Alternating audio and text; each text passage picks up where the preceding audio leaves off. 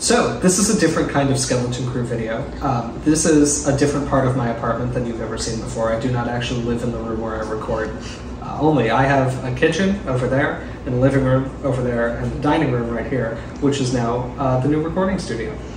So this video is kind of special because this is the first time we've been contracted by any sort of company to make a video about their product. And I want to emphasize here at the outset, this is not paid promotion. They just gave me one of these devices and they wanted me to make a video about it, and so I'm happy to do so. This is a Revopoint Miraco 3D surface scanner.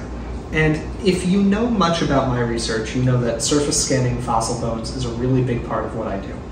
When we digitize a bone, we preserve its morphology for all posterity, right? We make a copy of the bone that we can share digitally, that we can archive, that we can study remotely. And it's really important for making detailed comparisons and doing all sorts of detailed 3D analyses that are the bread and butter of what a lot of my research is. The problem with 3D surface scanning is that while it's really important to our field, it's also generally been pretty expensive. Good quality surface scanners are often running tens of thousands of dollars, and so this is a real barrier to entry to all but the best funded research programs that can afford these kinds of devices. And that's why I'm really excited about the Revopoint Miraco, because this retails for, I believe, $1,300 right now, which is like an order of magnitude lower in price than all prior devices like it. And so Revopoint just launched the Miraco. This is their first scanner intended for scanning relatively large objects, and they contacted me and asked if I would make a video about it. They didn't pay me to make this video. This is not an ad. It's just information about the product. And so what we're going to do here is I'm going to open up the box. We're going to go through everything that it comes with, and we are going to do a couple of test scans of objects I've got around the house here. I think we're going to scan a dinosaur toy, maybe 2 dinosaur toys, and a bear skull, and we're going to see what the results are like. Here's the box. I have opened it already, so I apologize that this isn't a pure unboxing video. But this is the container it comes in. It comes with like basically everything you need for your surface scanning. So we've got calibration boards here, which are really important for making sure that all of the spatial information is being collected properly. We have a small calibration board here. We have this little marker topper, which we can use if we're scanning things that are relatively featureless. I don't think I'm going to need to use that today, but that's good to have. We've got these other sorts of marker things that you can use for additional tracking assistance when you scan. Another calibration board, and then we get in here and we actually have the scanner and all of its equipment itself. So we have a tripod that the scanner can be mounted on. We're going to be using that today. Charging cable, just USB-C, wall adapter for charging. We have one of my favorite additions here, which is an electric turntable that we can use for automated scanning. This is something I haven't really benefited from a lot in my own research, but it's something I'm excited to try out here. This is the electric cable's power connector, so I have to plug this in to use it. It doesn't seem to be battery operated. We have different kinds of wall adapters for different sorts of, different countries have different electrical outlet morphologies, and all of them are... Morphologies is an interesting word for this. You know what I mean. You can plug it into different countries. We've got what appears to be a wrist strap here that you can use if you're holding the scanner, which is nice to avoid dropping it. We've got HDMI to USB-C outlet here that I think allows you to visualize the results on a computer. And without any further ado, I do have to pull it out gently, is the scanner itself. So this is the surface of the scanner that we see. When I turn it on, this OLED display will light up, and we'll be able to see all of the functions of the scanner. Out front, we've got various cameras that are all collecting the surface information from this. There's one thing that also does come in this box that I have already taken out, and I'm going to grab it because I forgot to put it back in before we recorded the video, which is this little statue of, I think this is the Emperor Augustus, based on my rudimentary knowledge of Roman art and architecture. But this is just a little demo thing that you can scan. So maybe we'll scan this first, and then we'll move on to some of the dinosaur stuff. So I have the Miraco now mounted onto a tripod pointed roughly at the Roman statue bust that came with this scanner. I'm going to turn it on now by hitting this button on the side. And now the scanner will boot up. Now I charged up before we recorded this so that we have enough time to get through the recordings.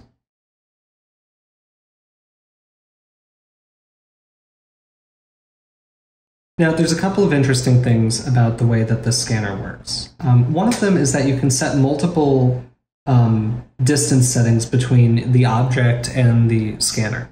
This is something that a lot of other scanners struggle with. So I'm now, if you can see this, right?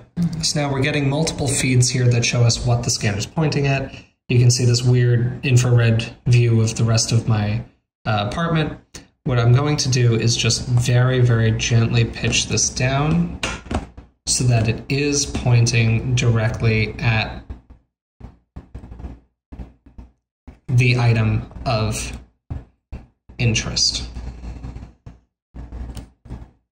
I'm going to make sure this is all tight because we don't want to be causing any problems here.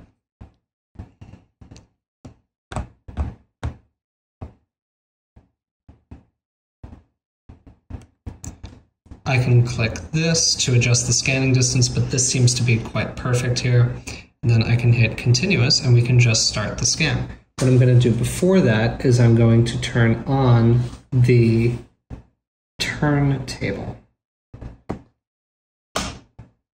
And you can see that the object is now moving. If I hit continuous, it's now tracking the statue as the item moves.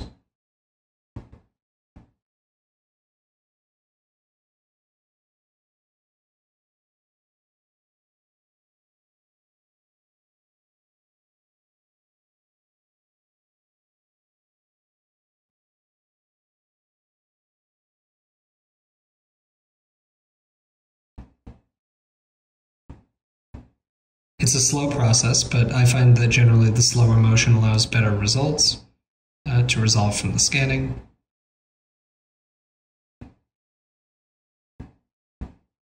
Now that we've made a full rotation, I can hit pause. Now, one of the really important things is that I can take this away and we can reposition it at a different angle, and this will automatically do what it can to track the position. And so if I hit start, it's able to understand that the object has changed orientation and automatically do that stitching, which is really good. You can see that it occasionally loses tracking, but in my experience with the scanner, it has been quite good at re-finding the object after it loses its tracking. And this is important for getting full coverage, right? We don't want any holes in the mesh that are from areas where there's no data. We'll do a final processing run later to do the kind of perfect track that we might need. But again, this is a really, really important component of the whole procedure. I've had a number of scans in my own research that are ruined because we don't have the full coverage that we need because we weren't able to get some angle. And again, the turntable really helps with this, and the auto tracking makes this a lot easier. So now I'm going to pause it again. I'm going to put it on the other side so that we can get the final amount of coverage that we need. Start, finds it almost instantly.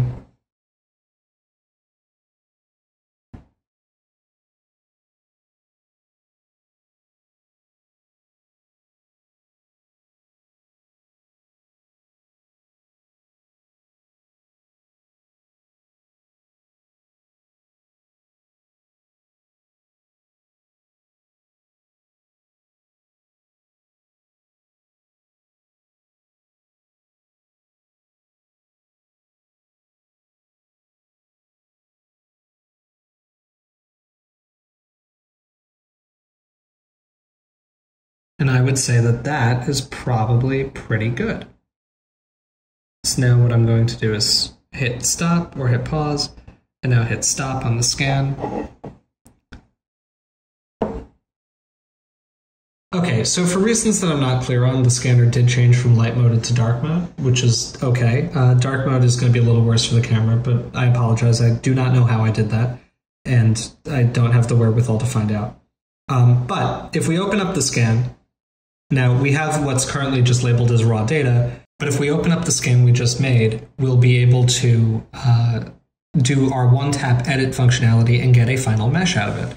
And so I'm just going to hit one tap here, and it's going to go through this process, which we will, through the magic of editing, shorten for everybody. And we're going to cut to the final one now. So yeah, so that took about 5 minutes, maybe a little bit more. And honestly, the quality is pretty good. I'm really impressed by how fast I was able to get a pretty serviceable scan of this guy. You can see that there's not a lot of holes or anything. There's a little bit of artifacting on one side of his head, which you can see right about here. But then again, this was a really, really quick scan. I finished it in, only a couple of minutes with 3 passes. I think if I'd done a little bit more work on the scan, it would have come out really, really well. Now, as you can see behind the scanner, we've got my trademark favorite dinosaur, Chinjosaurus. This is the model from PNSO. This has been actually behind me in every single Skeleton Crew video I've ever recorded. You may or may not have seen it. Anyway, I want to try scanning something that's a little bit more complicated and a little bit more involved. So we're going to scan him next, and we're going to see what we can do. You'll see I wedged a little bit of paper towel under his foot. That's just to keep him standing up because he doesn't stand so good and we need him to stay steady. I think we'll be able to remove that from the final model, no problem. So we're going to go ahead. I'm going to do the exact same series of steps that I did before. I've positioned the camera so that it can see him, and I'm just going to hit continuous recording right now. And so as you can see, it's doing a great job scanning his body. I'm going to let it go through a couple more rotations, maybe one more full rotation here, and then I'm going to change orientation, and we'll continue the recording.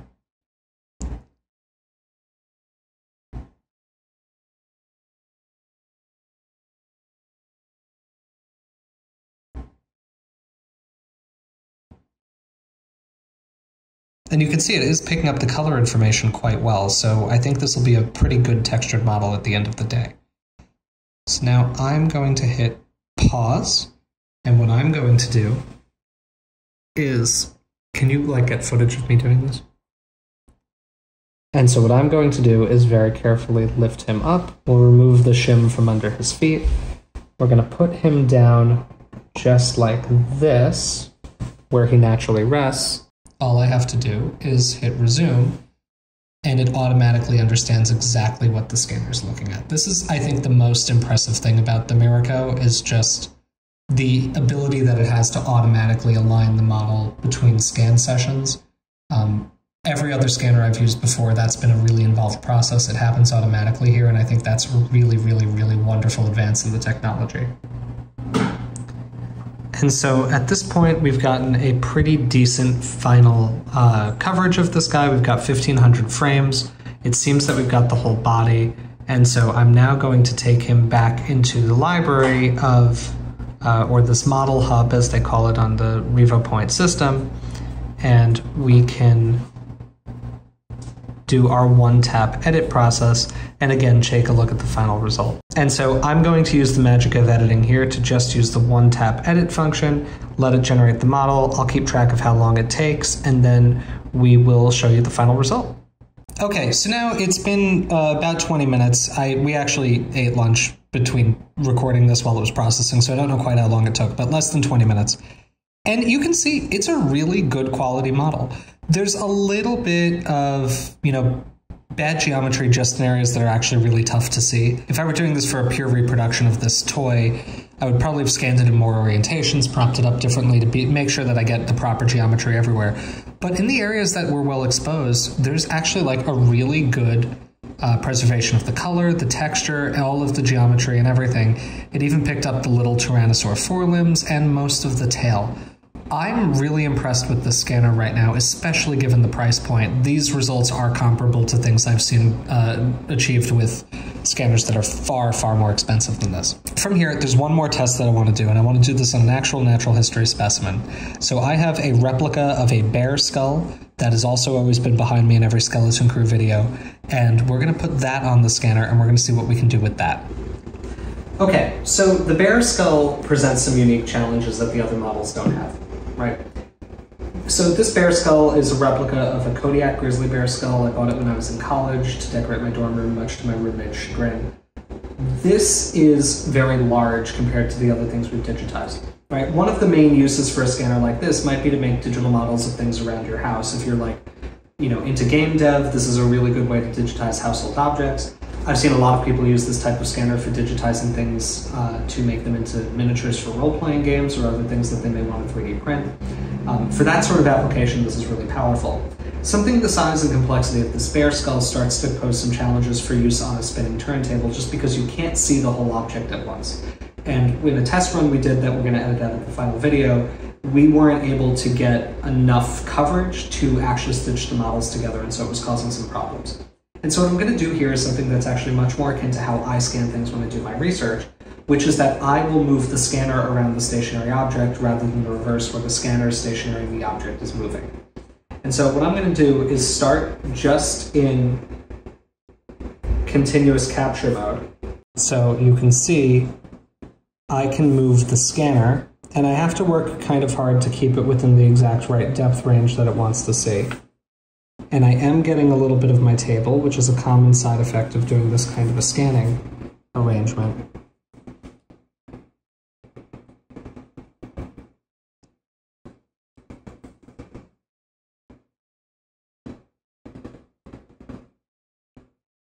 But you see that I am actually able to digitize the bear skull.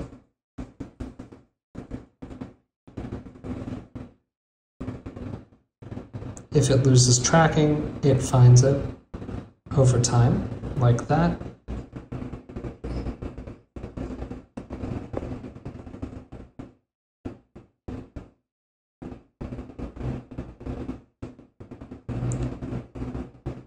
This is definitely not the primary way that one of these scanners is supposed to be used, as I'm experiencing from the difficulty in scanning this right now. But overall, I think that this scanner, especially with some continual firmware updates, might be able to do really, really rapid scanning of this sort.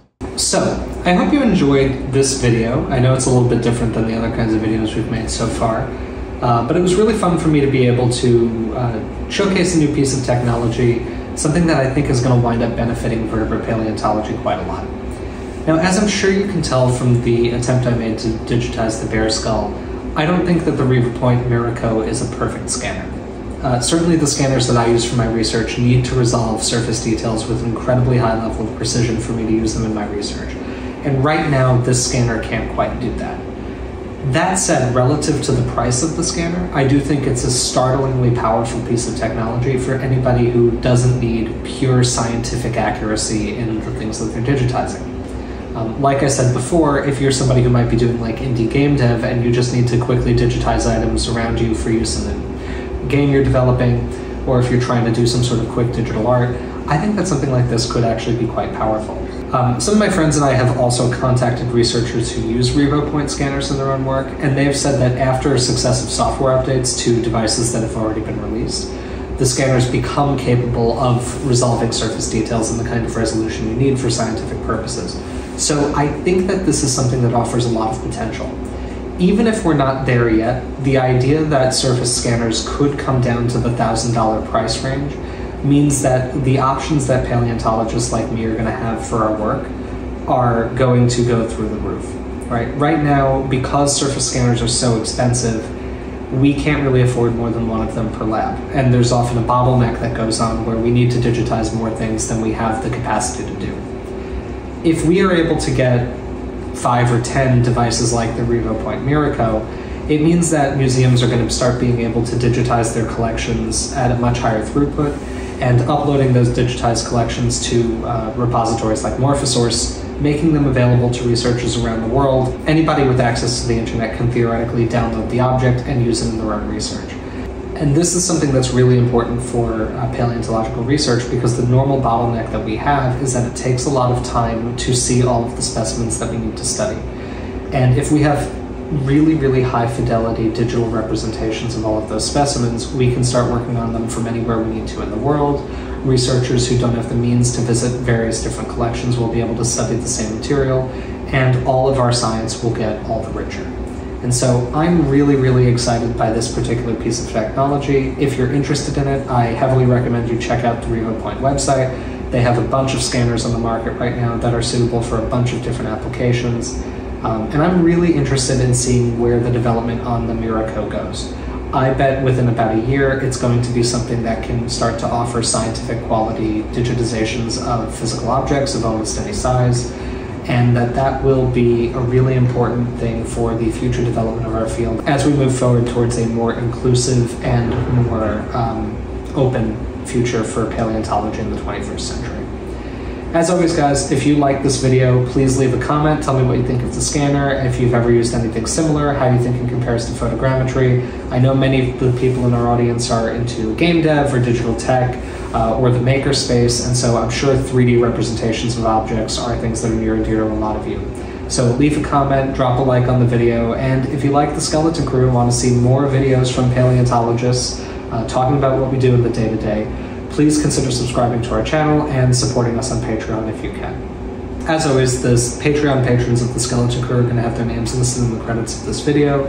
I also want to take this opportunity to verbally thank all of our most generous patrons. As of recording this video, these are Benjamin Siepser, Philip Fico, nickname 3110, AK92, Christopher Bellis Jones, Adam Olos, Dan O'Kyrus, King Zashu, Lax Fishin, Max Ironpaw, original username, Pythonic, Swamp Ape Science, and we.